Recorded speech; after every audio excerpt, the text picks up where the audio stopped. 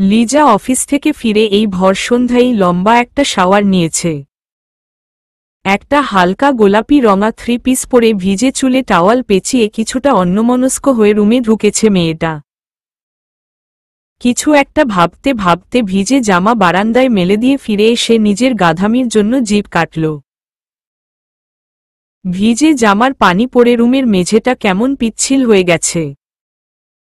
রিমনটা ছুটোছুটি করতে গিয়ে পিছলে পড়ে গিয়ে ব্যথা পেতে পারে কথাটা মনে পড়তেই তড়িঘড়ি করে আবার বারান্দায় গিয়ে একটা পুরনো কাপড় এনে মেঝে থেকে পানিটা মুছে দিল লিজা। কাপড়টা আবার বারান্দায় রেখে এসে বেসিন থেকে হাত ধুয়ে এসে ভিজে চুলগুলো মোছায় মন দিল লিজা। আয়নায় নিজের দিকে তাকিয়ে চুল মোছার মাঝে আবার ভাবনার জগতে হারিয়ে যাচ্ছে মেয়েটা। আজ ইচ্ছে করেই সন্ধে পর্যন্ত অফিসে কাটিয়েছে লিজা। দীপের সাথে মায়ার বিয়েটা হবে প্রায় কনফার্ম। মায়ার মতো এত ভালো একজন মানুষের পাশে দীপের মতো শয়তান একটা লোককে কল্পনা করতেও কেমন গা ঘিনঘিন করে লিজার। তাই আজ মায়ার গায়েহলুদের অনুষ্ঠানেও যায়নি লিজা। এতক্ষণে নিশ্চয়ই মায়ার গায়েহলুদের অনুষ্ঠানটা শুরু হয়ে গেছে। সবাই মিলে হয়তো খুব আনন্দ করে মায়াকে হলুদে রাঙিয়ে দিচ্ছে। আর রাহাত স্যার, উনি কি এখনো নিজের মনের কথাটা বুঝতে পারেননি? চোখের সামনে দিয়ে মায়াকে অন্য কারো হতে দেখতে পারবেন তো উনি?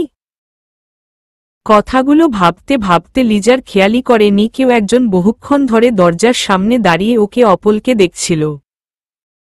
লোকটা যে এক পা দু পা করে ওর দিকে এগিয়ে আসতে শুরু করেছে সেটাও বিন্দুমাত্র টের পায়নি লিজা। হঠাৎ কেউ লিজাকে পিছন থেকে জড়িয়ে ধরতেই চমকে উঠল মেয়েটা। লোকটার শক্ত হাতের বাঁধন থেকে নিজেকে ছাড়িয়ে নিতে না পেরে আয়নায় লোকটার দিকে তাকিয়ে রীতিমতো চমকে গেল লিজা। এই লোকটা বাড়ি পর্যন্ত পৌঁছে গেছে ওকে ফলো করতে করতে। লিজার ভেজা চুলে নাক ডুবিয়ে দিয়ে ঘাড়ে মুখ গুজে ডুবিয়ে শক্ত করে জড়িয়ে ধরে আছে দেখে লিজার এবার ঘোর কাটিয়ে সর্বশক্তি দিয়ে ধাক্কা দিল লোকটাকে। এতে কাজের কাজ যা হলো তাতে লোকটার বাঁধনটাও যেমন শক্ত হলো তেমনি স্পর্শটাও যেন আরও কিছুটা গভীর হল। কেমন ঘোর ধরানো ছোঁয়া মানুষটার। যেই স্পর্শ পাবার পর নিজেকে ছাড়িয়ে নেয়ার চেষ্টাটা হয় বৃথা। নিজের ভাবনার গোলকধাঁধায় তলিয়ে যাওয়ার আগেই নিজেকে সামলে নিয়ে আবার ছোটার চেষ্টা করল লিজা। আর লিজার এই দশা দেখে লোকটা মিটিমিটি হাসছে। আয়নায় তার হাসির প্রতিবিম্বটা দেখেও লিজার আগে ফুঁসছে। কি সমস্যা কি আপনার? এভাবে ধরে রেখেছেন কেন? ছাড়ুন আমাকে। আমি কিন্তু চিৎকার করে পুরো মহল্লার লোকজনকে জড়ো করে ফেলব বলে দিলাম। ছাড়ুন। এত চিল্লাপাল্লা করো কেন বলো তো? আর তোমার গলা তো না মাশাল্লাহ লাউডস্পিকার। কানের পোকা সব মরে গেল রে বাবা। আস্তে কথা বলতে পারো না একটু? ছাড়ুন বলছি দিহান। আপনি আমার বাসায় কি করছেন? অফিসে সারাদিন জ্বালিয়ে কি স্বাদ মিটেনি আপনার? যে এখন সোজা বাসায় এসে হামলা করছেন? তোমাকে এমন আদুরে হামলা করার জন্যই তো নিজের করে পেতে চাই। তুমি তো পচা মেয়ে। রাজি হও না একদমই। তাই নিজেই তোমাকে আমার ভালোবাসার বাঁধনে বাঁধতে এলাম গো ময়না পাখি। আর শোনো, আমি না তোমার বাসায় আসিনি বুঝছ? তাহলে কার বাসায় এসেছেন? আমার হবু শ্বশুর বাড়িতে এসেছি। শাশুড়ি মা আর শালাবাবুর সাথে একটা গুরুত্বপূর্ণ বিষয় নিয়ে আলোচনা করতে। কিন্তু তোমার এই সদ্যস্নাত মায়াকারা মুখটা দেখে এখনই তোমাকে বিয়ে করে নিয়ে যেতে। দিহানের মুখে বিয়ের কথা শুনে লিজা এক ঝটকায় সরে এসে দিহানের দিকে রাগী চোখে তাকাল। লোকটা সেই আবার বিয়ের জন্য পিছে লেগেছে। লোকটা এমন কেন সেটাই বুঝতে পারে না লিজা। দিহানও হাত বাড়িয়ে লিজার ভেজা চুল থেকে টাওয়ালটা নিয়ে নিজেই লিজার ভেজা চুল মোছায় মন দিল। লিজা বিরক্ত হয়ে দিহানের হাত থেকে টাওয়ালটা নেয়ার চেষ্টা করতেই দিহান টাওয়ালটা টেনে ধরে লিজাকে জড়িয়ে নিল নিজের সাথে। লিজা আবার ছোটার জন্য ছটফট করতে শুরু করেছে ততক্ষণে। আরে বাবা, আবার নাচানাচি শুরু করেছ? এমন করো কেন বলো তো? ছাড়ুন, আর এক্ষুনি আমার রুম থেকে, এই বাসা থেকে বেরিয়ে যাবেন, নইলে এবারে লোকজন ডেকে। আরে অদ্ভুত, আমি সারা জীবন তোমার পাশে থাকতে চাইছি, আর তুমি কি ঘাড় ধাক্কা দিয়ে বের করে দিতে চাইছ? এটা কেমন কথা লিজা? সারা জীবন পাশে থাকার রঙিন স্বপ্ন দেখাতে সবাই আসে, আর কাজ হাসিল হয়ে গেলে আস্তা করে ছুঁড়ে ফেলে দিয়ে চলে যায়। এসব দেখে দেখেই বড় হয়েছি মিস্টার দিহান। এসব সস্তা স্বপ্ন দেখে নিজেকে আপনার হাতে তুলে দেওয়ার আগে প্রয়োজন হলে আত্মহত্যা করব। আরে লিজা, কি সব বলছো? আমি কি বলছি আর তুমি কি বলছো? আমি আন্টির সাথে আমাদের বিয়ের ব্যাপারে কথা বলতে এসেছি। দেখো লিজা, মাথা ঠান্ডা করে আমার কথাটা শোনো। আমি জানি তোমার কাঁধে অনেক দায়িত্ব। আন্টির আর রিমনের দায়িত্বটা কি আমরা একসাথে নিতে পারি না লিজা? তুমি রাজি থাকলে আন্টি আর রিমন আমাদের সাথেই থাকবে। বাবা মায়ের এতে কোনো আপত্তি হবে বলে মনে হয় না। তবু আমি। বেরিয়ে যান দিহান। হোয়াট? লিজা, তোমাকে আমি কি বলছি? Just get out. আপনি বসের বন্ধু। এর বাইরে আপনার সাথে না আমার কোনো পরিচয় আছে, না সম্পর্ক। দয়া করে আর কখনো বিরক্ত করতে আসবেন না। বাসায় তো ভুলেও না। আমার মা ভাই বোকার মতো আবেগের বশে আপনার কথাগুলো হয়তো বিশ্বাস করে ফেলবে, কিন্তু আমি চাই না তারা আবার ঠকুক। আর দয়া করে আমাকে ফলো করা বন্ধ করুন। আমি আমার মা আর ভাইকে নিয়ে ভীষণ ভালো আছি। আমাদেরকে প্লিজ এভাবেই ভালো থাকতে দিন। হাত জোর করছি আপনার কাছে। লিজার কথাগুলো শুনে কখন হাতের বাঁধনটা আলগা হয়ে এসেছে দিহান নিজেও জানে না। লিজা এবারে দিহানের হাত থেকে টাওয়ালটা ছাড়িয়ে নিল। দিহান এতটা অবাক হয়েছে যে কয়েক মিনিট কি বলবে সেটাই বুঝতে পারল না। দিহানের এমন চুপ করে দাঁড়িয়ে থাকায় লিজা কিছুটা বিরক্ত হল এবারে। প্লিজ চলে যান এখান থেকে। আপনার আশা নিয়ে মহল্লায় কোনো চটকদার খবর ছড়াক সেটা চাই না আমি।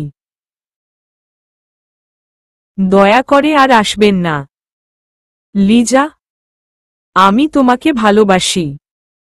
আর কতবার বললে বিশ্বাস করবে বলো তো? ঠিক কি করলে তুমি রাজি হবে বলবে প্লিজ? ভালোবাসা জিনিসটা একতরফা হয় না মিস্টার দিহান। আর ভালোবাসা নামক সোনার হরিণের পিছনে ছোটার মতো সময় বা ইচ্ছে কোনোটাই আমার নেই। আপনি প্লিজ চলে যান। কেন এমন করছো বলো তো? তোমার আমাকে ভালোবাসতেও হবে না, যাও।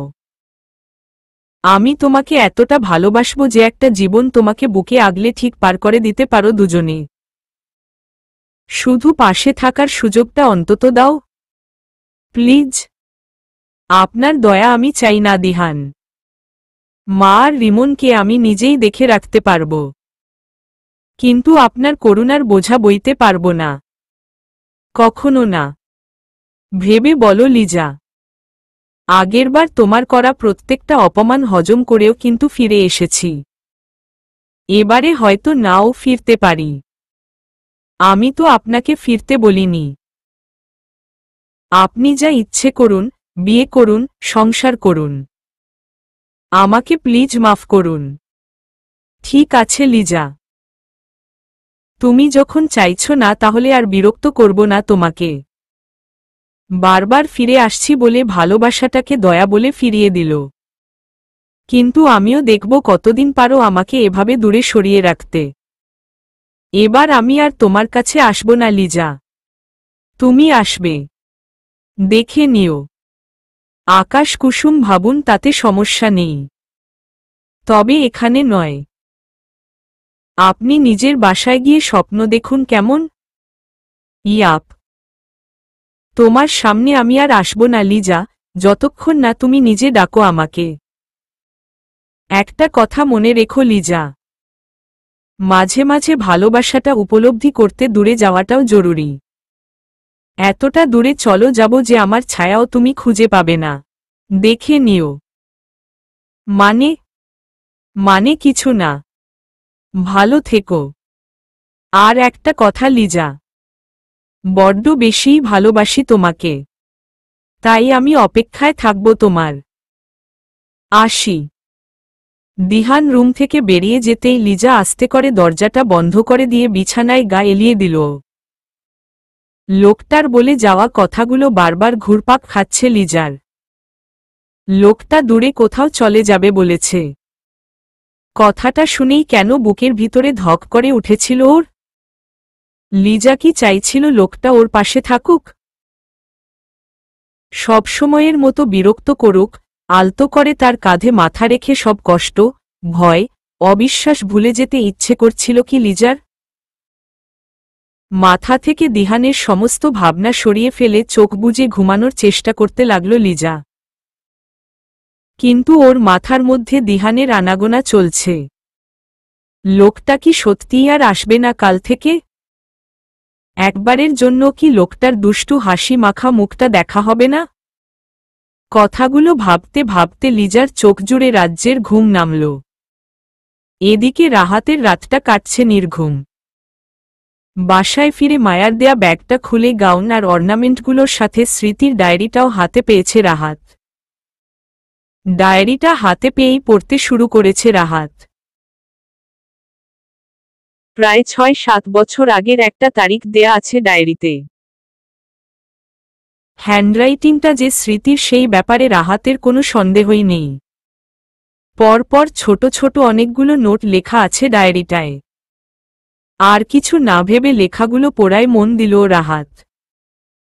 বাসায় এত কষ্ট করে বাবাকে আর মাকে ম্যানেজ করে কক্সবাজার আসাটা এই মুহূর্তে সফল মনে হচ্ছে। সন্ধ্যার আবছা আলো আর পায়ের উপরে হুমড়ি খেয়ে পড়া ঢেউগুলো ভালো লাগাটায় আরও একটা নতুন মাত্রা যোগ করেছে আজকে।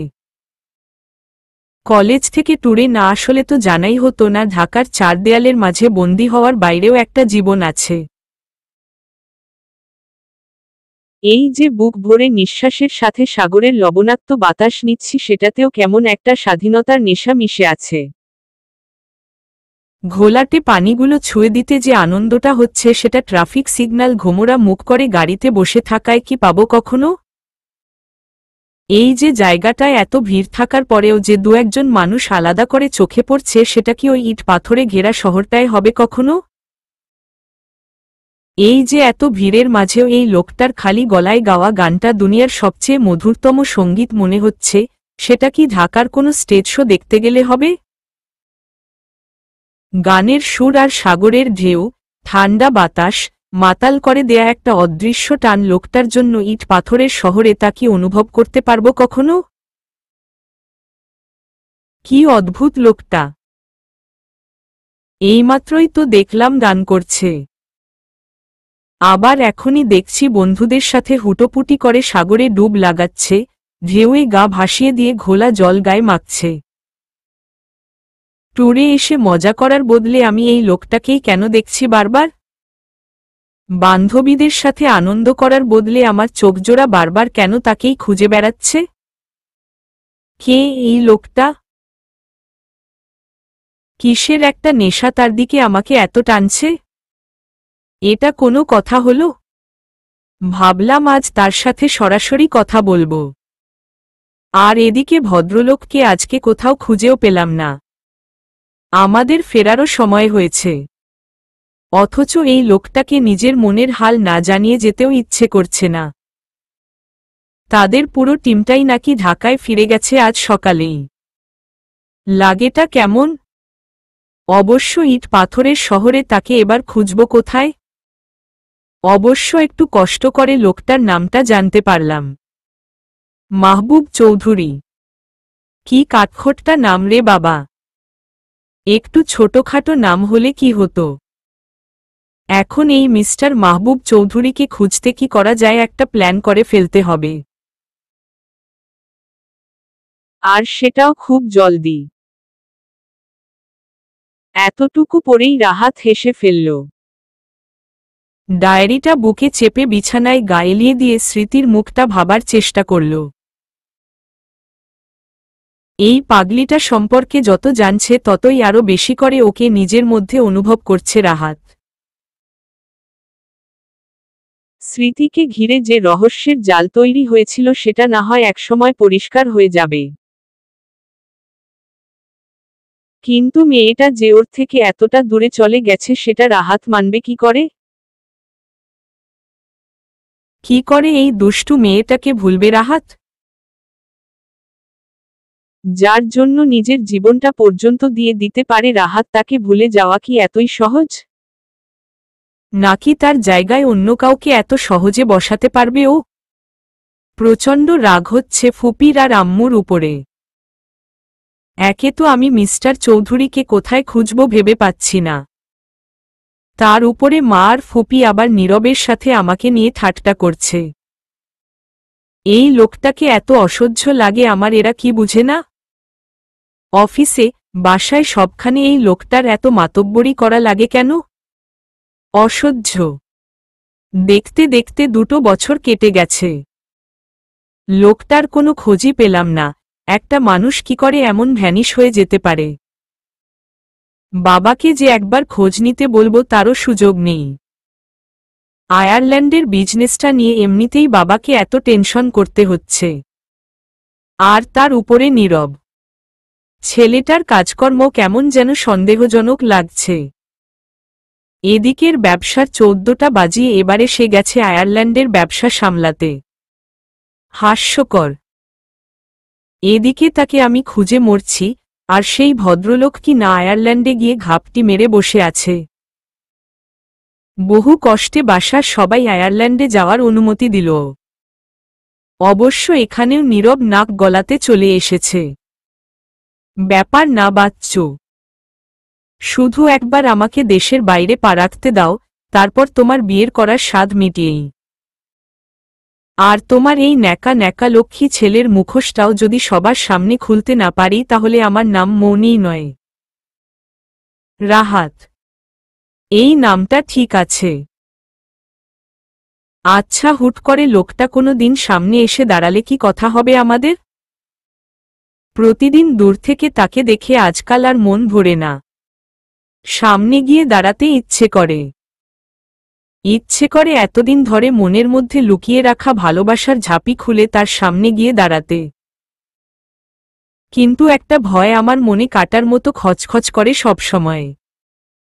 সবাই বলে একবার দেখেই নাকি ভালোবাসা হয় না, লাভ অ্যাট ফার্স্ট সাইট বলে নাকি কিছু নেও, সবই নিছক মায়া।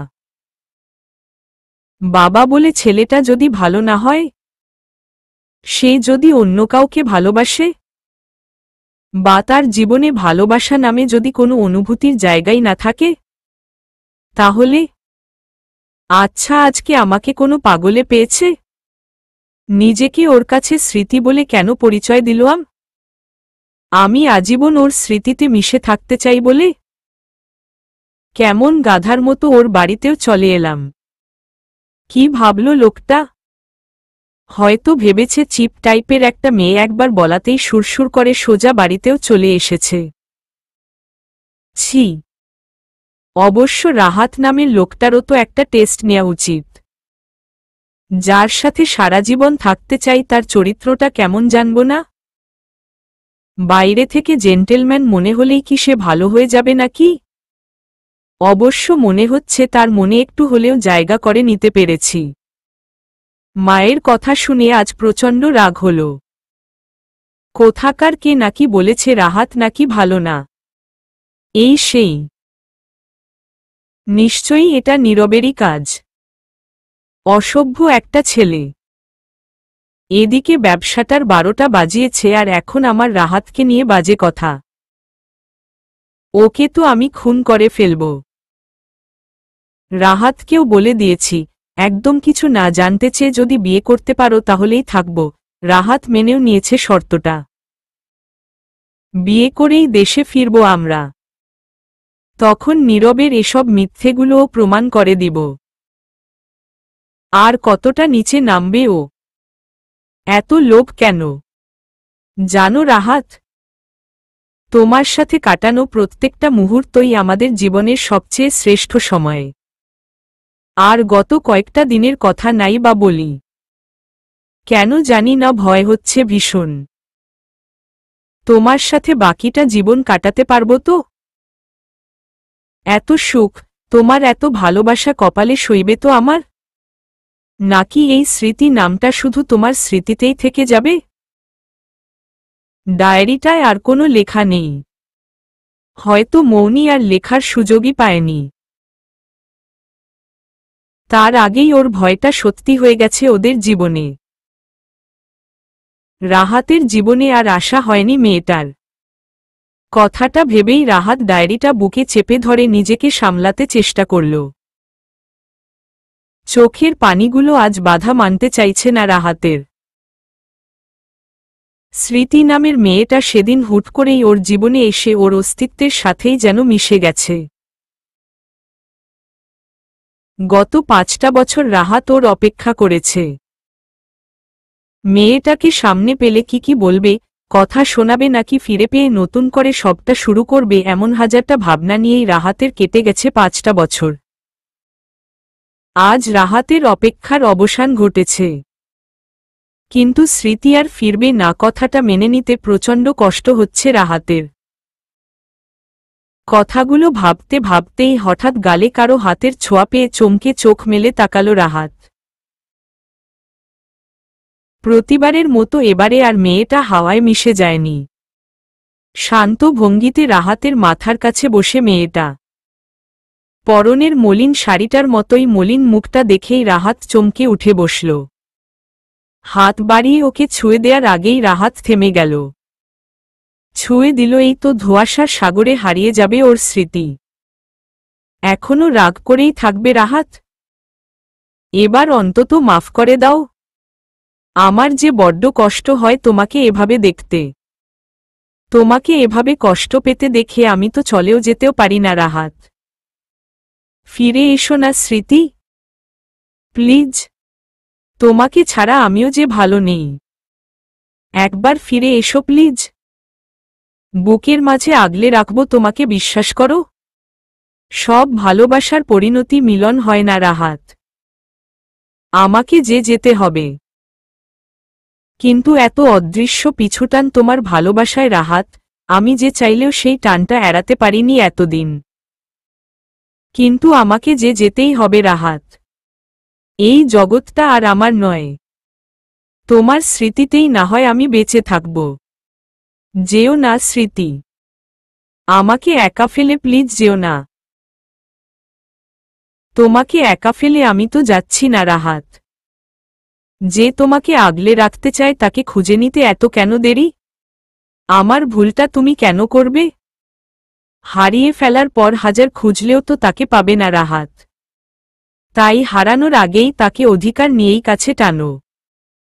তোমার স্মৃতি অন্য কোনো জগতে যুগের পর যুগ তোমার অপেক্ষায় থাকতে পারবে রাহাত। কিন্তু তোমাকে এভাবে তিলে তিলে মরতে দেখতে পারবে না। তোমাকে ভালোবাসি স্মৃতি, সেও তো তোমাকে ভালোবাসে রাহাত। এতটা ভালোবাসে যে তোমাকে নির্দোষ প্রমাণ করতে গিয়ে নিজের কথাও ভাবেনি। সেও তো তোমার অপেক্ষায় প্রহর গুনছে রাহাত। নিজেকে কি আরেকটা সুযোগ দিতে পারো না রাহাত? যে নেই তার পিছনে না ছুটে, যে আছে তাকে নিয়ে কি সুখী হতে পারো না? অন্তত তোমাকে সুখে থাকতে দেখে আমিও না হয় অন্য কোনো দুনিয়ায় সুখে থাকব। মায়ার সামনেই বা আমি কি মুখ নিয়ে দাঁড়াবো স্মৃতি? আমি নিজের হাতে ওকে অন্য কারো নামের হলুদে রাঙিয়ে এসেছি। মায়াবতীটা ভালো থাকবে এই আশায় ওকে যে আরো বেশি করে কষ্ট দিয়ে ফেলেছি। কি করব আমি সেটাই বুঝতে পারছি না। না আমি তোমাকে ভুলতে চাই, না মায়াবতীটাকে হারাতে চাই। তোমার জায়গাটা মায়াকে দিল তোমার ভালোবাসাটার অপমান করা হবে। আর মায়া, ও তো কোনো স্বার্থ ছাড়াই আমাকে ভালোবেসেছে। অতীত আগলে আর কতদিন এভাবে কষ্ট পাবে রাহাত? যে চলে গেছে সে ফিরবে না জেনেও তার জন্য আর কতদিন তাকে খুঁজে বেড়াবে? নিজে তো কষ্ট পাচ্ছই, আবার মেয়েটাকেও কষ্ট দিচ্ছ। কেন বলো তো? কিন্তু মায়া যদি আমাকে অ্যাকসেপ্ট না করে? যে ভালোবাসে সে সবসময় সব পরিস্থিতিতেই তোমাকে ভালোবাসবে রাহাত। হয়তো রাগ করে দূরে সরে যাবে, অভিমান করে হয়তো গাল ফুলিয়ে থাকবে ঠিকই, আবার রাগ ভাঙিয়ে হাত বাড়িয়ে ছুঁয়ে দিতে চাইলে ধরাও দিবে ঠিকই। কিন্তু মায়াকে তোমার জায়গাটা আমি দিব কি করে স্মৃতি? কারো জায়গা কাউকে কখনো দেয়া যায় না রাহাত। জায়গা বানিয়ে নিতে হয়, আর বানানোর সুযোগটাও দিতে হয়। তুমি মায়াকে সুযোগ দাও আর নাই দাও, ও কিন্তু তোমার হৃদয়ে নিজের জায়গাটা করে নিয়েছে রাহাত। কিন্তু সেটাও তো তোমাকে বুঝতে হবে, ওকে ওর জায়গাটা দিতে হবে। ভালোবাসা সব ক্ষত মুছে দিবে একসময়। অতীতটাকে আগলে অন্ধকারে পড়ে না থেকে বর্তমানের সাথে নিজেকে তো মানিয়ে নিতে হবে রাহাত। আর সেই পথ ধরেই না হয় একটা সুন্দর ভবিষ্যতের দিকে এগিয়ে যাবে তোমরা। কিন্তু মায়া, ভালো থেকো রাহাত।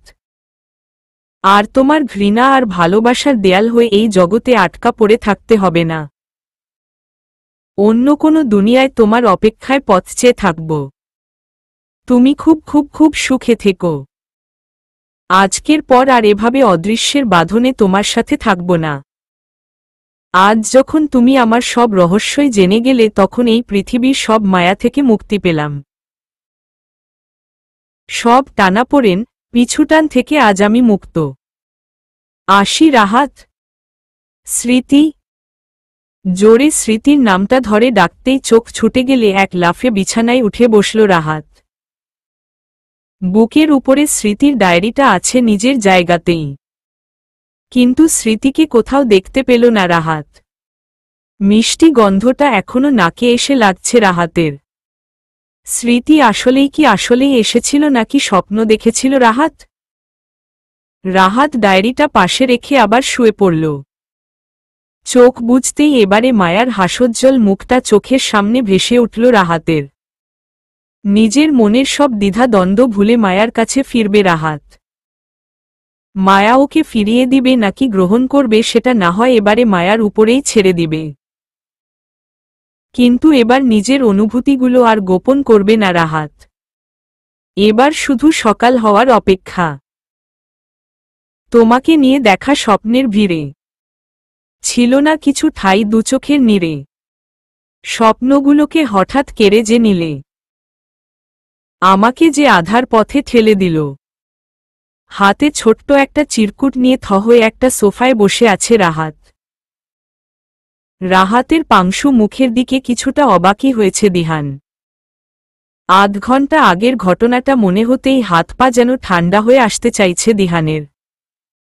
ঠিক সময় গাড়িটা ব্রেক করতে না পারলে কি যে হতো তখন। কিন্তু রাহাতের মুখের দিকে তাকিয়ে কিছু জিজ্ঞেস করতেও সাহস হচ্ছে না দিহানের। আর কিছু না ভেবে রাহাতের পাশে বসে কাঁধে হালকা করে ঝাঁকিয়ে রাহাতের ঘোর কাটানোর চেষ্টা করল দিহান।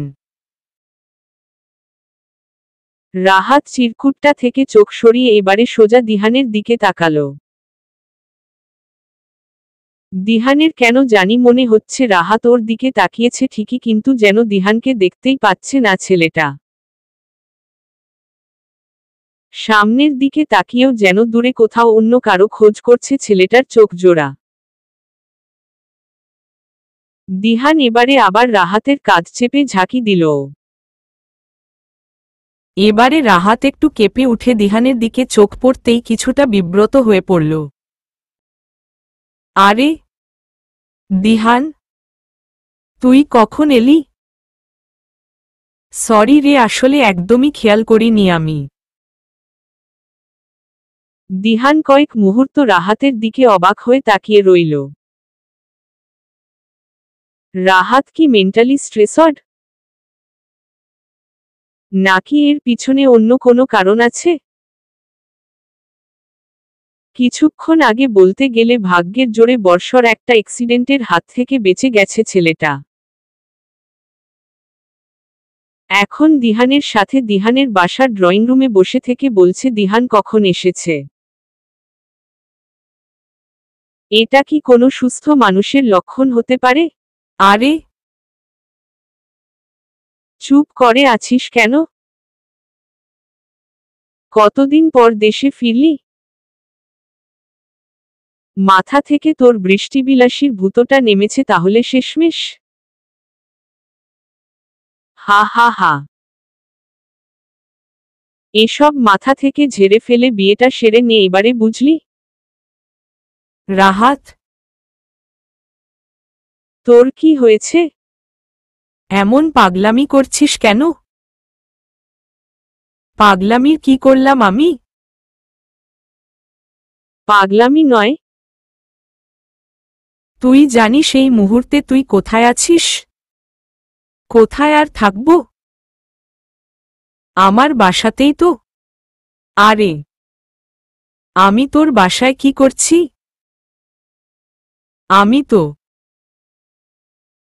আমি তো মাদের ওখানে গেছিলাম। এখানে এলাম কি করে? রাহাত দিহানের দিক থেকে চোখ সরিয়ে ড্রয়িং রুমে চোখ বুলিয়েই বুঝতে পারল এটা দিহানের বাসা। কিন্তু ও তো মায়ার সাথে দেখা করতে গিয়েছিল। এখানে আসলো কি করে?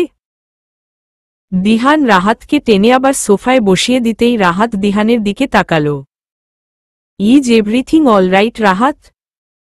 তোকে এতটা চিন্তিত দেখাচ্ছে কেন? আর কি নিয়ে এত টেনশন করছিলি বলতো? আর একটু হলেই তো আমার গাড়ির নিচে পড়তি তুই। আমি সময় মতো আজকে গাড়ির ব্রেক কষতে না পারলে কি হয়ে যেত ভাবতে পারছিস? আমার মায়াবতীকে হারিয়ে ফেলেছি রে ভাই। ও আমাকে ছেড়ে চলে গেছে। এই মায়াবতীটা আবার কে? ওয়েট এ মিনিট, তোর পিয়ে ছিল যে সেই মেয়েটার কথা বলছিস নাকি? মায়া নাকি যেন নাম? হ্যাঁ রে ভাই, আমার মায়াবতী। রাগ করে চলে গেছে অনেক দূরে। ওকে কোথায় খুঁজব আমি এখন? এই জন্যই স্মৃতি হয়তো বারবার বলছিল ওকে আটকাও, হারিয়ে যাওয়ার আগে আটকাও। আমি কেন স্মৃতির কথাটা মেনে রাতেই মায়াকে একবার কল করে সরি বললাম না? এখন তো ওর নাম্বারটাও অফ শো করছে। শিট, আমি বুঝতে পারছি না। আঙ্কেলের কাছে তো শুনলাম স্মৃতি নাকি মারা গেছে। আর মায়ার গায়ে হলুদে কিছু একটা প্রবলেম হয়েছিল।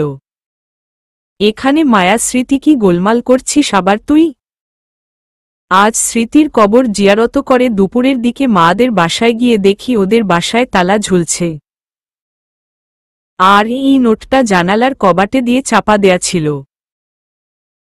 ওদের প্রতিবেশীদের সাথে কথা বলেও কোনো লাভ হয়নি। কেউ জানে না মায়া ওর মাকে নিয়ে কোথায় চলে গেছে। দীপ যার সাথে মায়ার বিয়ে হওয়ার কথা ছিল ওই লোকটাকে কাল পুলিশে দিয়েছে মেয়েটা। সেটা নিয়ে এলাকার লোকজন অনেক কথা বলেছে নাকি। মায়া নাকি তাই ওর মাকে নিয়ে সকালেই বাড়িতে তালা দিয়ে চলে গেছে। আমি বুঝতে পারছি না কিছু। আমার কাছে শুধু এই চিরকুটটাই পড়ে রয়েছে ওর। রাহাত এগিয়ে দেয়া চিরকুটটা হাতে নিয়ে উল্টেপাল্টে কিছুক্ষণ দেখল দিহান। ছোট্ট একটা কাগজের দুই পাশেই 4টে করে লাইন লেখা। এক পাশের লাইনগুলো পড়ে অন্য দিকটা উল্টে 4টা লাইনও বিড়বিড় করে পড়ল দিহান। নিজের মতো ভালো থেকো। ছেড়ে দিলাম পিছুটান। বাঁচব না হয় সারা জীবন নিয়ে প্রিয় অভিমান। কোথায় যেতে পারে বলে মনে হয় তোর? ওর কোনো রিলেটিভস বা ফ্রেন্ড এমন কারো সম্পর্কে জানিস কিছু? আমি কিচ্ছু জানি না Dihan. I just want her at any কষ্ট। ভালোবাসিস নাকি মেয়েটাকে? এতক্ষণ পাগলের মতো ছটফট করলেও এবারে দিহানের প্রশ্নটা শুনে চুপ করে গেল রাহাত। এই প্রশ্নের উত্তরে কি বলবে ও? আসলেই কি ও মায়াবতীটাকে ভালোবাসে? ভালোবাসতে শুরু করেছে? নাকি ভালোবাসতে চায় বলে পাগলের মতো খুঁজছে? নাকি নিজের অপরাধবোধ থেকে মায়ার জীবনটাকে সুন্দর করে সাজিয়ে দেওয়ার তাড়নায় এমন করছে? কোনো প্রশ্নেরই স্পষ্ট কোনো উত্তর জানা নেই রাহাতের। ভালোবাসুক বা না বাসুক মায়াকে ওর প্রয়োজন, বড্ড বেশিই প্রয়োজন। দিহানও রাহাতের দিকে তাকিয়ে একটু হাসল। রাহাতের কাঁধে হাত রেখে রাহাতকে নিজের দিকে ফিরালো দিহান। তা ভালোবাসিস কিনা সেটা আগে শিওর হয়ে নে। আর আমাকে 2টা দিন সময় দে, আমি দেখি কিছু করতে পারি কিনা। কিন্তু মেয়েটা একা ওর মাকে নিয়ে কোথায় যেতে পারে? কোনো বিপদ হলে? আরে ভাই, এত টেনশন করিস না। এমনিতেই আরেকটু হলে আজকে আর টেনশন করার অবস্থাতেই তো থাকতি না। মাঝখান থেকে আমি বেচারা ফেসে যেতাম। এখনো বিয়েটাই করতে পারলাম না। আর তুই ব্যাটা আমাকে খুনের দায় ফাঁসিতে ঝুলিয়ে মারতে চাইছিস? আরে ভাই, মায়াকে কোথায় খুঁজব সেই টেনশনে কি করেছি সেটাও খেয়াল নেই। আমার গাড়িটাও হয়তো মাদের গলির সামনেই রয়ে গেছে। আরে না না, গাড়ি নিয়ে ভাবিস না। আমি তো আর তোর এই দেবদাস দশার খবর জানতাম না দোস্ত। কিন্তু একটু আক্কেল খরচ করে তোকে নিজের গাড়িতে করেই বাসায় নিয়ে চলে এসেছি। আর আঙ্কেলকে বলে দিয়েছিলাম তোর গাড়ির লোকেশনটা। আঙ্কেল এতক্ষণে হয়তো ড্রাইভারকে পাঠিয়ে দিয়েছে গাড়ি আনার জন্য। ওহ, তা কি খাবি বল? মুখ দেখে তো মনে হচ্ছে না সকাল থেকে কিছু খেয়েছিস বলে। আরে না না, কিছু খাবো না এখন। মায়াকে খুঁজতে বের হব। ভাইরে ভাই, এত বড় শহরে তুই তোর মায়াবতীকে খুঁজে পাবি বলে মনে করছিস? আর এমনও তো হতে পারে ও ঢাকাতেও নেই। তখন তো পুরো শহরে চিরুনি অভিযান চালিয়েও কোনো লাভ হবে না। দেখ ভাই, প্রচণ্ড খিদে পেয়েছে। যাচ্ছিলাম অফিসে। সকালে উঠতে দেরি হয়ে গেছে বলে না খেয়েই বেরিয়েছিলাম। খাওয়ার সময়ই পাইনি। প্লিজ, ব্রেকফাস্টে জয়েন করে আমাকেও কিছু খাওয়ার সুযোগ করে দিন স্যার প্লিজ। আরে দিহান, তুই খেয়ে না যা। আমার খিদে নেই একদমই। সত্যি বলছি ইয়ার। ভাই, তুই না খেয়ে উপোস করলেই কি মায়া ফিরে আসবে? এর চেয়ে খেয়ে দে, একটু এনার্জি স্টোর কর। তোর মায়াবতীকে খুঁজতে কোনো দুনিয়ায় যেতে হয় কে জানে। এভাবে ছেলেমানুষি করিস না দিহান। আই কান্ট লুজ হার দিহান। স্মৃতিকে হারিয়েছি, মায়াকে হারাতে পারবো না এবারে। Relax bro. 2 দিনের মধ্যে তোর মায়াবতীকে দায়িত্ব আমি নিলাম। এখন প্লিজ একটু খাওয়ার সময় দে মেরি ভাই। না খেয়ে কাজ করলে মন পেটের চারদিকেই ঘুরঘুর করবে।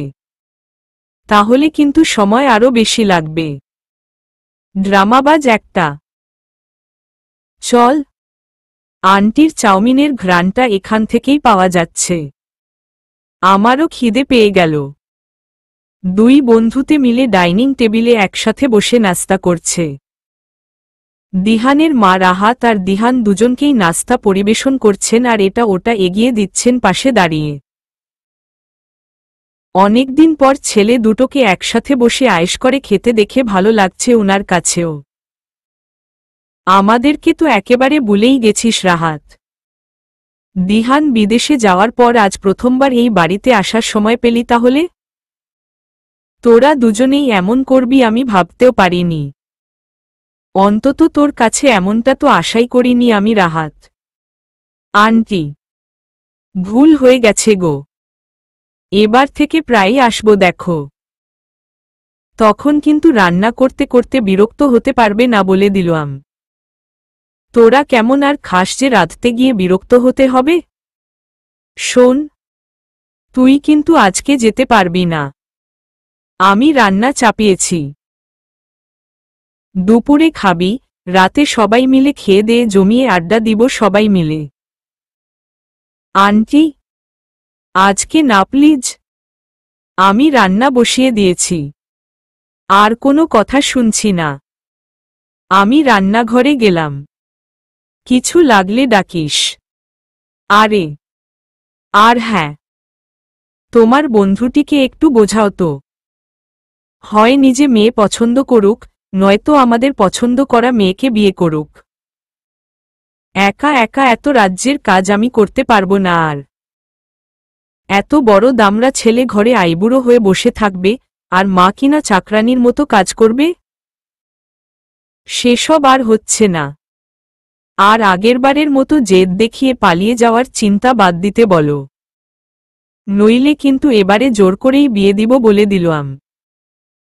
দিহানের মা একটা খুন্তি হাতে নিয়ে রাহাত আর দিহান দুজনকেই শাসিয়ে দিয়ে নিজের কাজ করতে চলে গেল।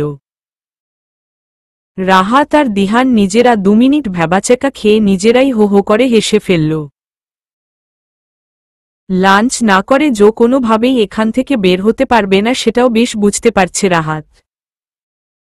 এদিকে মায়ার চিন্তাটাও মাথায় চেপে বসছে রাহাতের। মেয়েটা হুট করে কোথায় গেল, কোনো বিপদে পড়েছে কিনা এসব চিন্তাই মাথায় ঘুরপাক খাচ্ছে রাহাতের। আর এদিকে দিহান ভাবছে মায়ের বলা কথাগুলো। আগেরবার তো বিদেশে ব্যবসার নাম করে কোনো রকমে পালিয়ে বেঁচেছিল, কিন্তু এবারে কি করবে? লিজা কি সময় থাকতে নিজের অনুভূতিগুলো বুঝতে পারবে, নাকি ততদিনে অনেক দেরি হয়ে যাবে? রাতে কখন ঘুমিয়েছে রাহাত নিজেও জানে না। যতক্ষণ জেগেছিল কয়েক মিনিট পর পর মায়ার নাম্বারে লাগাতার কল করেই গেছে রাহাত। 2 দিন পেরিয়ে গেছে এর মধ্যেই, অথচ মায়ার কোনো হদিশই দিতে পারেনি কেউ, এমনকি দিহানও না। মায়াকে খুঁজে না পেয়ে নিজেকে বেশ অসহায় লাগছে রাহাতের কাছে। কেন সে আগেই মায়াকে আটকাল না? অবশ্য হারিয়ে ফেলার পর আফসোস করার কোনো মূল্য যে নেই সেটাও হাড়ে হাড়ে টের পাচ্ছে রাহাত। এসব ভাবতে ভাবতে বেশ রাত হয়ে গেছে গতকাল। আজ খুব ভোরে মায়াকে কোথায় কোথায় খুঁজবে সেটার প্রায় সব প্ল্যানিংই করে ফেলেছে রাহাত। মায়াকে ও একাই খুঁজে বের করবে, কারো সাহায্যেরই দরকার নেই রাহাতের। অবশ্য এত বিশাল বিশাল প্ল্যানিং করেও সকালে 2 চোখ থেকে ঘুমের রেশটাই কাটাতে পারছে না বেচারা। গত কয়টা রাত প্রায় নির্ঘুম কেটেছে রাহাতের। তার উপরে গতকালও ঠিকমতো ঘুমায়নি। এখন তাই কানের কাছে মোবাইলটা সশব্দে বাজছে শুনেও দুহাতে কান চেপে ধরতে ইচ্ছে করছে রাহাতের। কিন্তু এত সকালে কে কল করবে ভাবতেই প্রথম যে কথাটা রাহাতের মাথায় এলো সেটা হলো মায়া কল করেছে। কথাটা মনে পড়তেই রাহাত পরিমরি করে উঠে বসে কলটা রিসিভ করে মোবাইলটা কানের কাছে ধরল। হ্যালো মায়া, মায়াবতী, কোথায় তুমি? তোমার ফোনটা সুইচ অফ ছিল কেন? তুমি ঠিক আছো? মা ঠিক আছে তো? কি হলো কথা বলছো না কেন? Please talk to me. Rahat, আমি দিহান। দিহান? দিহানের কণ্ঠ শুনে রাহাত কিছুটা হতাশ হলেও ততক্ষণে চোখের ঘুমটা কেটে গেছে রাহাতের। মনের কোণে একটা ছোট্ট আশা আবার উকি দিতে শুরু করেছে রাহাতের। এবারে যদি কোনো খবর পায় তার মায়াবতীর। মায়ার কোনো খোঁজ পেয়েছে কি না প্রশ্নটা করতে গিয়ে গলা দিয়ে একটা শব্দও যেন বের হচ্ছে না রাহাতের। এই অনুভূতিটার সাথে রাহাত বেশ ভালোই পরিচিত। হারানোর ব্যথাটার সাথে নতুন পরিচয় নয় রাহাতের। তাই নতুন করে আরেকবার না শব্দটা শোনার সাহস হয়তো রাহাতের নেই এবারে। তাই কানে মোবাইলটা চেপে ধরে চুপ করে থাকা আর কিছুই যেন করতে পারছে না রাহাত। রাহাত, লাইনে আছিস? আমাদের এক্ষুনি রওনা দিতে হবে। আশা করি হাফ এন আওয়ারের মধ্যে বের হতে পারব। দিহান, কোথায় রওনা দিব? তুই মায়ার কোনো খোঁজ পেয়েছিস? ও কোথায় গেছে জানতে পেরেছিস কিছু? এত কথা বলার এখন সময় নেই রাহাত। তুই তাড়াতাড়ি ফ্রেশ হয়ে ব্যাগ প্যাক করে নে। আমি ঠিক 8টার সময় তোকে বাসা থেকে পিক করে নিব। বাকিটা না হয় যাওয়ার পথেই শুনিস। আমার নিজেরও প্যাকিং করা বাকি এখনো। কোথায় যাব সেটা অন্তত বল। আপাতত টেকনাফে যাচ্ছি। তাড়াতাড়ি ওঠ। আমি রাখছি। বাই। দিহান, টেকনাফে কেন? দিহান অবশ্য রাহাতের বাকি কথাগুলো শোনার অপেক্ষা না করেই কলটা কেটে দিয়েছে। রাহাত মোবাইলটা হাতে নিয়েই অবাক হয়ে কিছুক্ষণ বসে রইল। ঘড়িতে সময় এখন 7:25। এত সকালে টেকনাফে যেতে হবে কেন? মাও কি টেকনাফেই আছে? প্রশ্নটার উত্তরের অপেক্ষা না করেই এক লাফে বিছানা ছাড়ল রাহাত। মায়াকে খুঁজে পাওয়ার যে ক্ষীণ সম্ভাবনাটা দেখতে পেয়েছে সেটা কিছুতেই হারাতে চায় না রাহাত।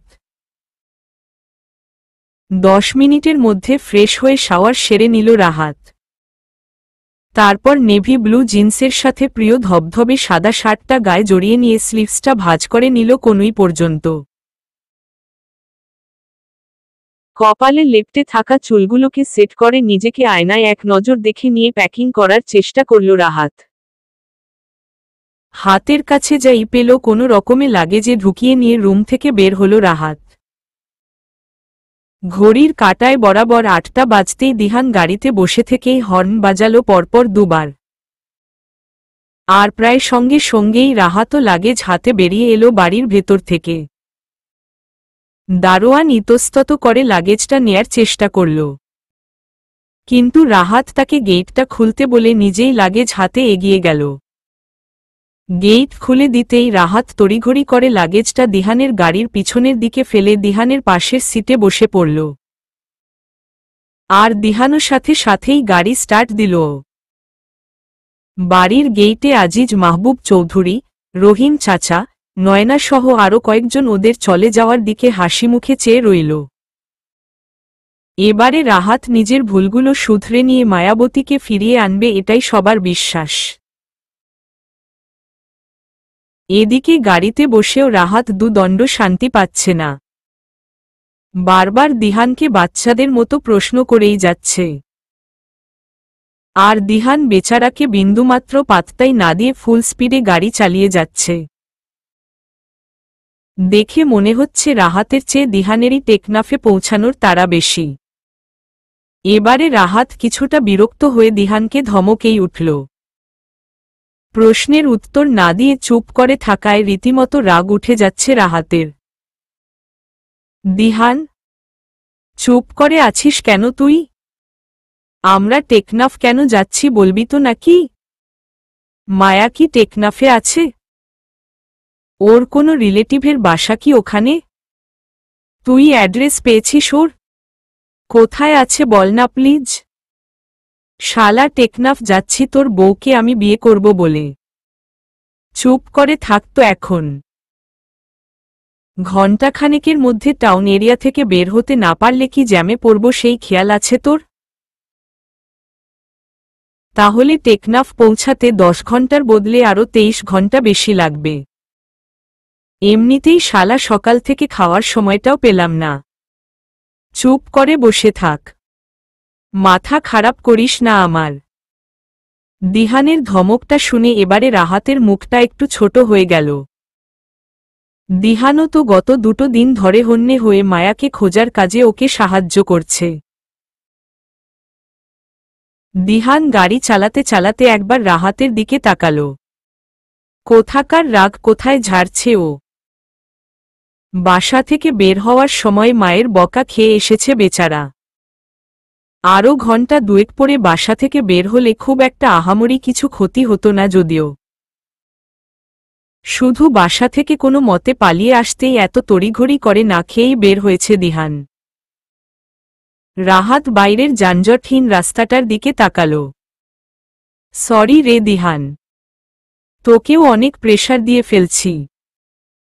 আসলে কি বলতো, প্রচণ্ড ভয় হচ্ছে আমার, আর সেই ভয়টা থেকেই কি সব পাগলামি করছি। নিজেও প্যানিক করছি আর বাকিদেরকেও ব্যতিব্যস্ত করে তুলছি। সরি রাহাত, সকাল সকাল মায়ের রাগটা তোর উপরে ঝেড়ে ফেলছি। সরি রে। কেন রে, আবার কি হয়েছে? আন্টি কি আবার তোর বিয়ের জন্য উঠে পড়ে লেগেছে নাকি? তো বিয়েটা করে ফেলছিস না কেন? নাকি এখনো সেই মেয়েটার জন্য অপেক্ষা করে বসে আছিস? দিহান চট করে একবার রাহাতের মুখের দিকে তাকিয়ে আবার ড্রাইভিংয়ে মন দিল। অপেক্ষা? ঠিকই বলেছিস, এই জীবনে অপেক্ষা করা ছাড়া আর কি ইবা করার আছে? সত্যিই অপেক্ষা করছিস কি? শুনলাম আমার বিয়ের পিছনেও ঘুরঘুর করেছিস কয়দিন। তাতেও লাভ কি হলো? কপাল এতটাই মন্দ যে এবারেও পাত্তা পেলাম না। তাহলে কি এবারে নতুন কাউকে খুঁজে নিবি নাকি? দিহান একবার রাহাতের দিকে রাগী লুক দিয়ে প্রায় সাথে সাথেই মিষ্টি করে হাসল। রাহাত দিহানের মুখের দিকে তাকিয়ে মিটিমিটি হাসছে। এবারে এমন কাউকে খুঁজে নিব যে তোর আর তোর পিয়েরও হুশ উড়ে যাবে দেখিস। বিয়ে করলে নিজের পছন্দ করা মানুষটিকেই করব দেখে নিস, কারো পছন্দ করে দেয়া মানুষকে নয়। আর জোর করে আমাকে বিয়ে করাবে এমন মানুষ দুনিয়াতে এখনো পয়দাই হয়নি। বুঝেছিস? বাহ, গুড ডিসিশন। তা ভাই, আপনার মেজাজটা ঠান্ডা হলে দয়া করে বলবেন আমরা টেকনাফ কেন যাচ্ছি? বিয়ে অ্যাটেন্ড করতে। বিয়ে? কার? আমার এক বন্ধুর। পরিচয় আছে তো তোর সাথে? মিহান? তুই আয়ারল্যান্ডে চলে যাওয়ার পর ওর সাথে বন্ধুত্ব হয়। মিট করিয়েছিলাম না তোর সাথে? ইয়াপ। তুই তোর বন্ধুর বিয়েতে যাচ্ছিস বুঝলাম। আমাকে এর মধ্যে টানছিস কেন? মায়াকে আমার খুঁজতে হবে দিহান। তোর মাও সেখানেই আছে রাহাত। এক ঝিলে দুই পাখি মারা হবে। মিহানের বিয়ে আর মায়ার জন্য চিরুনি তল্লাশি। হা হা হা। মায়া টেকনাফে? আরে না রে ভাই, সেন্ট মার্টিনে। হোয়াট? সেন্ট মার্টিনে কি করছে? আর তুই বা এত শিওর হয়ে কি করে বলছিস? আরে ওসব খোঁজ বের করা কোনো ব্যাপারই না। এই দিহান শেখাওয়াতের জন্য মায়ার প্রতিবেশীদের কাছ থেকেই খোঁজ নিয়েছি। সহজে মুখ খোলেনি, তাই একটু টেকনিক্যালি হ্যান্ডেল করতে হয়েছে ব্যাটাদের। কিন্তু সেন্ট মার্টিনেই বা কোথায় খুঁজব ওকে? আরও হঠাৎ সেন্ট মার্টিনে কেনই বা আসবে? তুই শিওর মায়ার নেইবাররা ঠিক বলছে? আগে যাই, তারপর দেখা যাবে কি করা যায়। এমনিতেই আজকে দিনটা পৌঁছাতেই কেটে যাবে। মায়াকে খুঁজতে হলে কালকে থেকেই মাঠে নামতে হবে। কবে নাগাদ খুঁজে পাবো সেটাও। ততদিন মিহানের বিয়েটা এনজয় করাই যায়। আর কেন এসেছে সেটা ওকে খুঁজে পেলেই জানা যাবে। ওহ, তাও ঠিক।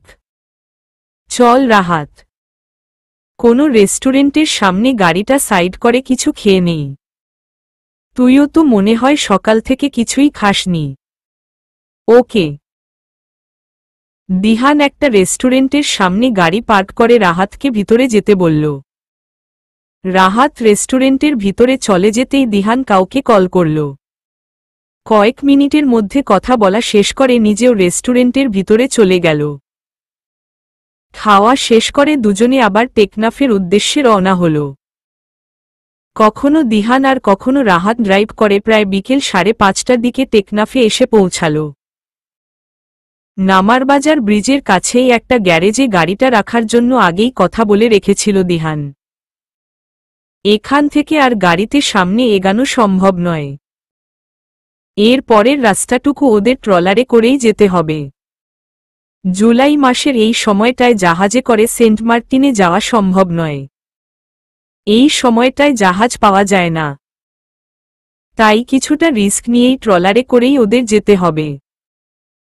3 ঘন্টা বর্ষার উত্তাল সমুদ্র পার করে সেন্ট মার্টিনের দ্বীপে এসে যখন নেমেছে ততক্ষণে ঘড়িতে প্রায় 9টার কিছুটা বেশিই বাজে।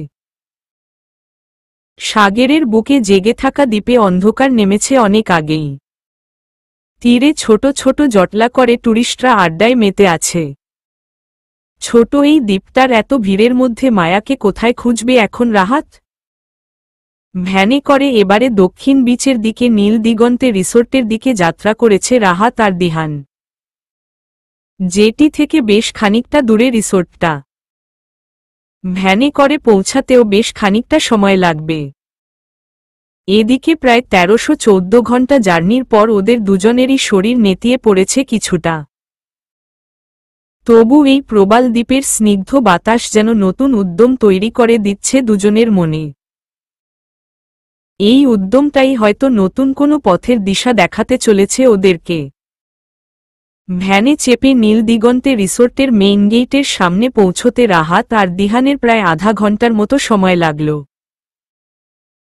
বিশাল এই রিসোর্টটা নিপবন, তরুছায়া, মোহনা, অস্তাচল, উদয়াচল আর ছায়াবিথি নামের কয়েকটা কটেজের আকারে ভাগ করা। প্রায় ৪৫টির মতো রুমের মধ্যে ৩০টি রুমই আজ মিহানের বিয়ে উপলক্ষে বুকিং করা হয়েছে। প্রত্যেকটা রুমেই 4 জন করে থাকতে পারে। সেই হিসেবে মিহানদের গেস্টের চেয়ে রুম বেশিই বুকিং করা হয়েছে। তাই শেষ মুহূর্তে দিহান আর রাহাতের থাকা নিয়ে চিন্তায় পড়তে হল না। রিসেপশনে এসে দিহান মিহানকে কল করে নিজেদের আসার খবর দিতেই মিহানও 5 মিনিটের মধ্যে সেখানে এসে হাজির হল। রাহাতকে দেখে মিহান কতটা খুশি হয়েছে সেটা তার চোখ মুখের উজ্জ্বলতা দেখেই রাহাত বুঝতে পারল। তবু কেন জানি এই সুন্দর পরিবেশ, উৎসবমুখর মহল কিছুই রাহাতকে স্পর্শ করতে পারছে না।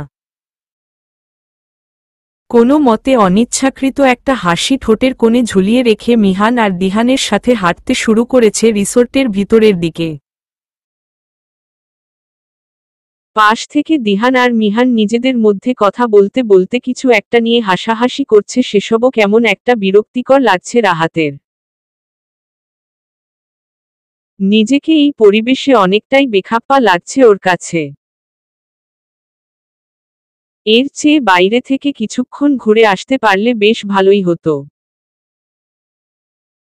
কি রে মিহান, আজ থেকেই তোদের অনুষ্ঠান শুরু হয়েছে নাকি? এত সাজ সাজ রব চারিদিকে। আর বলিস না, আজকে নাকি হলুদ সন্ধ্যা।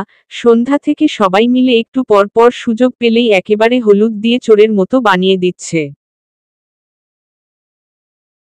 এই নিয়ে 4 বার চেঞ্জ করতে হয়েছে। শালার ডেস্টিনেশন ওয়েডিং এ এমন হাল হবে জানলে ভুলেও রাজি হতাম না। সে কি রে? তা ভাবির কি অবস্থা? উনাকে তো তাহলে চিনতেও পারবো না। মেকআপের বদলে কি হলুদ মেখে ঘুরছে নাকি? ওর আর কি? সেন্ট মার্টিনে কেউ ডেস্টিনেশন ওয়েডিং করতে আসে? তার উপরে আত্মীয় স্বজন সবাইকে নিয়ে নাকি 1 সপ্তাহ আগে থেকে এসে এসব করতে হবে। শালার কেন যে মরতে প্রেম করে বিয়ে করছি সেটা ভেবেই নিজেকে গালি দিতে ইচ্ছে করছে। হা হা হা। তোর করুণ মুখটা দেখেও ভাবির মন গলেনি? আরে ধুর, উল্টো ওর করুণ মুখ দেখে আমি গলে আইসক্রিমের ঘোলের মতো হয়ে গেছি। ক্লোজ রিলেটিভস আর ক্লোজ ফ্রেন্ডসদের নিয়ে ডেস্টিনেশন ওয়েডিং হওয়ার কথা। এখানে ওর প্রায় 70+ ফ্রেন্ড আছে যাদেরকে ও নিজে চিনে কি না বলা মুশকিল। হা হা হা। জীবনের মতো আক্কেল হয়ে গেছে তাহলে তোর। কি বলিস? হাসিস না তো।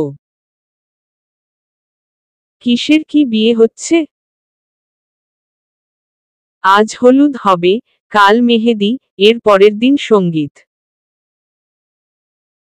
একদিনের একটা ফাংশনকে টেনে 3 দিন লম্বা করা আর কি। এদিকে শালার কাজই খুঁজে পেতে গিয়ে বেহাল দশা। সেন্ট মার্টিনে আসে মানুষে ঘুরবে, বেড়াবে, সাগরে নামবে। তা না। আমি এই গোষ্ঠীর সবাইকে একবার একদিকে খুঁজে খুঁজেই মরছি। যার যদিকে ইচ্ছে চলে যাচ্ছে। আর শালার যারা বউ নিয়ে এসেছে বা গার্লফ্রেন্ড নিয়ে এসেছে তাদের কথা আর কি বলবো। না আমি বিয়েটা এনজয় করতে পারছি, না বঙ্গোপসাগরের টিপের সৌন্দর্যটা। হা হা হা। তো ভাবিকে বলে দিলই তো পারিস। এত প্যারা না নিয়ে নিজেদের মতো করে কিছুটা সময় কাটা না। সবাই যে যার মতো করে ঘুরবে। এসব উদ্ভট রিচুয়াল মানতে কে বলছে? জাস্ট ইগনোর কর। অহেতুক বিরক্তি বাড়ানোর তো দরকার নেই। অহেতুক না রে। করছি ওর ঠোঁটের কোণের এই হাসিটা দেখার জন্য। এই হাসিটার জন্য আমি শুধু রিসোর্ট কেন দুনিয়ার সবচেয়ে বোরিং কোনো জায়গাতেও গিয়ে থাকতে পারি।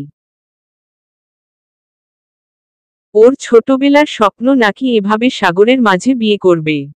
ওর সবকটা স্বপ্ন পূরণ করব বলে ওর হাতটা ধরেছি। এই সামান্য স্বপ্নটা পূরণ করতে না পারলে কি করে হবে বল? এই টিনের চালা দেয়া কটেজটা ওকে যে খুশিটা দিতে পেরেছে সেটা হয়তো ঢাকা শহরের নামিদামি কোনো 5 স্টার হোটেলও দিতে পারত না। বাকি সব অপ্রয়োজনের মাঝেও ওর এই খুশি থাকাটাই আমার সবচেয়ে বেশি প্রয়োজন রে দিহান। হাঁটতে হাঁটতে রিসোর্টের সামনের খোলা একটা জায়গায় এসে দাঁড়িয়েছিল ওরা 3 জন। সামনে ছোটখাটো অনুষ্ঠানের মতো হচ্ছে। সেদিকেই তাকিয়ে দিহানকে কথাগুলো বলছিল মিহান। ছেলেটার মুখে ফুটে আছে অদ্ভুত একটা শান্তির ছায়া। প্রিয় মানুষটার জন্য ভালোবাসাটা বুঝি এমনই হয়। মিহানের দৃষ্টি লক্ষ্য করে সেদিকেই তাকিয়ে সেই ভাগ্যবতী হবু বধূটিকে দেখার চেষ্টা করল রাহাত। অবশ্য সামনের দিকে তাকিয়েই রাহাতের সমস্ত শরীরটা অবশ হয়ে আসতে শুরু করেছে। হলুদের হলদেটে রঙে নিজেকে রাঙিয়ে আছে একটা হলদে পরী, রাহাতের মায়াবতী। দৃশ্যটা বাস্তব কি কল্পনা বুঝতেই কয়েক মিনিট লাগল রাহাতের। হলুদ সাদা কম্বিনেশনের ভারী লেহেঙ্গার সাথে ম্যাচিং করতেই যেন গালে হলুদের ভারী প্রলেপ মেখে দেয়া হয়েছে মায়াবতীটাকে। মেয়েটার এই রূপ আরেকবার যেন অপ্সরাদেরকেও হার মানিয়ে দিল। কিছু একটা নিয়ে পাশেই থাকা মানুষটার সাথে হাসিতে লুটিয়ে পড়ার দশা হয়েছে মেয়েটার, সেটা দেখেও অবাক হয়ে গেছে রাহাত। মানুষটা ওরই মায়াবতী সেই ব্যাপারে বিন্দুমাত্র সন্দেহ নেই রাহাতের। কিন্তু এই সাজে এই রিসোর্টে কি করছে মেয়েটা? এই মানুষটার কথাই কি মিহান এতক্ষণ ধরে বলছিল দিহানের কাছে? বাহ, ভাবিকে তো দেখতে দারুণ সুন্দর লাগছে। এত হলুদে মাখামাখি অবস্থা তবু চেঞ্জ না করে এনজয় করছে। আর তুই আছিস 4বার চেঞ্জ করতে হয়েছে। ধুর ব্যাটা, চল আরেকবার গায়ে হলুদের আয়োজন করি। মাথা খারাপ নাকি আমার? হলুদ মাখাতে হয় তোদের ভাবিকে গিয়ে লাগা। আমাকে আজকের মতো ছেড়ে দে ভাই। সেসব তো শুনছি না জানেমান। হলুদ তো তোকে আজকে লাগিয়েই ছাড়ব। শুধু লাগাবো না, হলুদ দিয়ে গোসল করাবো। দরকার হলে সেই হলুদ খেয়ে ফেলবি একটু বেশি হয়ে গেলে। দিহান, তোকে তো আমি। দিহান আর মিহান রীতিমতো ছুটোছুটি শুরু করে দিয়েছে। কে কাকে তাড়া করছে সেটা বোঝার জো নেই যদিও। ওদের ছুটোছুটি দেখে রাহাত আবার সামনের দিকে তাকাতেই এবারে মায়া আর রাহাতের চোখাচোখি হয়ে গেল। কয়েক সেকেন্ডের জন্য মাও অবাক হয়ে রাহাতের দিকে তাকিয়ে রইল। মানুষটাকে হয়তো এখানে একদমই আশা করেনি মায়া। রাহাতও গুটি গুটি পায়ে মায়ার দিকে এগিয়ে এলো। কোনো মতে মায়ার দিকে তাকিয়ে হাসার চেষ্টা করল। Hello, congratulations, wish you many many happy married life. রাহাতের কথাটা শুনেই মায়ার মুখটা নিমিষেই মলিন হয়ে গেল। রাহাতও বহুকষ্টে হ্যান্ডশেক করার জন্য হাত এগিয়ে দিচ্ছে দেখে মায়া রাহাতের পিছনে কাউকে খোঁজার চেষ্টা করল। মিহান ভাইয়া, উনি কি তোমার গেস্ট? মায়ার কথাটা শুনে রাহাত থমকে দাঁড়িয়ে কিছু একটা চিন্তা করে মায়ার পাশের মেয়েটার দিকে তাকাল। অনেকটা মায়ার মতোই সাজ মেয়েটার। ভারী লেহেঙ্গা, ভারী দোপাট্টা কোমরবন্ধ দিয়ে সুন্দর করে শরীরের সাথে শাড়ির মতো করে আটকানো। ঠিক যেমনটা মায়ার ওড়নাটা সেট করা সেভাবেই। পিছন থেকে ততক্ষণে মিহান আর দিহান এসে রাহাতের পাশে দাঁড়িয়েছে। আর মায়ার পাশের মেয়েটাও এতক্ষণে অবাক হয়ে রাহাতের দিকে তাকিয়ে কিছু একটা বোঝার চেষ্টা করল। এদিকে রাহাত মায়ার কথাটার মানে খুঁজে করার আগেই দিহান এসে রাহাতের কাঁধে হাত ঝুলিয়ে পাশে দাঁড়াল। আপনি মিহানের কাজিন মায়া, রাইট? আগে একবার দেখা হয়েছিল আপনার সাথে। চিনতে পেরেছেন? জি ভাইয়া, চিনতে পেরেছি। মিহান এবারে মায়ার মাথায় ছোট্ট করে একটা গাঁটটা দিল। কি রে মায়া, এভাবে হলুদ মেখে দুজনে ভূত হয়ে আছিস কেন? আমার বন্ধু বেচারা তোদেরকে দেখে তো ঘাবড়ে গেছে বলে মনে হচ্ছে। আর এই দিহানটাও না, আমাকে রাহাতের সাথে ওদের পরিচয় করিয়ে দেওয়ার সময়টুকুও দিল না। রাহাত, এই দুই ললনার একজন আমার হবু বউ দিয়া, আরেকজন হলো মায়া, আমার পিচ্চি বোন। আসল রূপে সামনে এলে চোখ ফেরাতে পারবি না। তাই দোস্ত, এই জংলি হলুদ মাখা চেহারা দেখে শাকচুন্নি ভেবে ভুল করিস না। ভাইয়া, আরে চেঁচাস কেন এভাবে? রাতের 10টা বাজে। আর কতক্ষণ এভাবে সং সেজে থাকবি দুজনে? যান চেঞ্জ করে নিজের আসল চেহারায় ফিরে আসুন দুজনে। আমি ততক্ষণ আমার দুজন ব্যাচেলর ফ্রেন্ডের কাছে আপনার কিছু গুণকীর্তন করে ফেলি, যাতে আগামী 4 দিনের মধ্যে ওদের অন্তত একজন তোকে। 6 মাস পিছনে ঘুরঘুর করার পর পাত্তা দেয়নি, এখন নাকি 4 দিনে কেউ একেবারে মরে যাবে আমার জন্য। এই এমন বিড়বিড় করে কি বলছিস? একটু জোরে বল, আমরাও শুনি। বলছি যে উনি তো আমাদের গেস্ট না। উনি হলো দিয়া আপুর সাইডের গেস্ট, মিস্টার রাহাত মাহবুব চৌধুরী। ব্যাপারটা হয়তো এখনো জানো না তুমি। আমি আঙ্কেলকে খবর দিচ্ছি, তাহলেই বুঝতে পারবে। মানে কি? আমার ফ্রেন্ডরা আবার দিয়ার গেস্ট হয় কি করে? বোন, তুই কি সন্ধ্যা নামতেই নেশা টেশা করেছিস নাকি? আমি নেশা করেছি কি না সেটা না ভেবে তোমার বন্ধুটিকেই জিজ্ঞেস করো উনি দিয়া আপুর বিয়ে অ্যাটেন্ড করতে এসেছেন কিনা।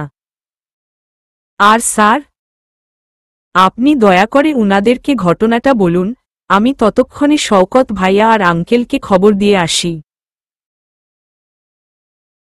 বাই।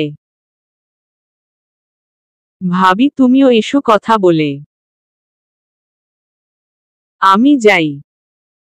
রাহাত মায়ার কথায় থতমত খেয়ে গেছে। এই দিয়া যে স্মৃতির ছোট বোন, কথাটা কল্পনাও করতে পারেনি রাহাত। মায়াকে খোঁজার চক্করে দিয়ার বিয়ের ব্যাপারটা মাথাতেই ছিল না একদম রাহাতের। এখন এই এত দূরে রাহাত যে শুধু মায়াকেই খুঁজতে এসেছে সেটাই বা মেয়েটাকে বোঝাবে কি করে? দিয়া এবারে রাহাতের মুখের দিকে তাকিয়ে প্রায় কেঁদে ফেলল। মৌমি আপুর মুখে আপনার কথা কত শুনেছি সেটা আপনি কল্পনাও করতে পারবেন না। আপু কক্সবাজার ট্যুর থেকে ফেরার পর থেকে আপনার কথা বলতে বলতে আমার মাথা খারাপ করে দিয়েছিল। ওর আয়ারল্যান্ডে যাওয়ার কারণটাও শুধু আমিই জানতাম। সেখানে গিয়েও প্রতিদিন আপনার কথা বলতো, আমাকে কল করে। ভাবতে পারছেন কেমন পাগল ছিল আমার আপুটা আপনার জন্য? সবাই বলেছিল আপনিই নাকি আপুকে মেরে ফেলেছেন। আমি একদমই বিশ্বাস করিনি জানেন ভাইয়া। মায়া কি করে কি প্রমাণ করেছে আমি জানি না, তবে ওর জন্য আপনি যে নির্দোষ সেটা সবাই জানতে পেরেছে। 5টা বছর পরে হলেও সবাই জেনেছে যে আমার আপুটা কোনো ভুল মানুষকে ভালোবাসেনি। বাবা আপনাকে বিয়েতে ইনভাইট করেছে শুনে কি যে খুশি হয়েছিলাম ভাইয়া বলে বোঝাতে পারবো না। আপনি আশায় মনে হচ্ছে আমার আপু আজ আমার বিয়েতে এসেছে। থ্যাংক ইউ ভাইয়া। Thank you so much. দিয়ার কথাগুলো শেষ হওয়ার আগেই রিসোর্টের ভিতরের দিক থেকে আহমাদ খান আর শওকত সাহেব বেরিয়ে এসে রাহাতের কাছে এসে দাঁড়িয়েছে। রাহাত উনাদের সাথে হ্যান্ডশেক করে কথা বলার ফাঁকে ফাঁকে চারদিকে তাকিয়ে মায়াকে খোঁজার চেষ্টা করছে। মায়াবতীটাকে খুঁজে পেয়েছে ঠিকই, কিন্তু তবে রাহাতের কেন যেন মনে হচ্ছে পেয়েও পাওয়া হলো না মায়াবতীটাকে। কিছু একটার কমতি, কিছু জমানো অভিমান, কিছু ছেলেমানুষই এখনো পথ আগলে দাঁড়িয়ে দুজনের। এবারে মায়াবতীটা আবার কি পাগলামি করে সেটাই দেখার অপেক্ষায় আছে রাহাত।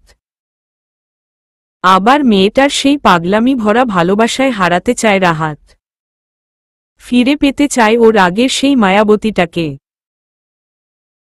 কিন্তু এখন প্রশ্ন হলো সেটা হবেটা কিভাবে? চলবে।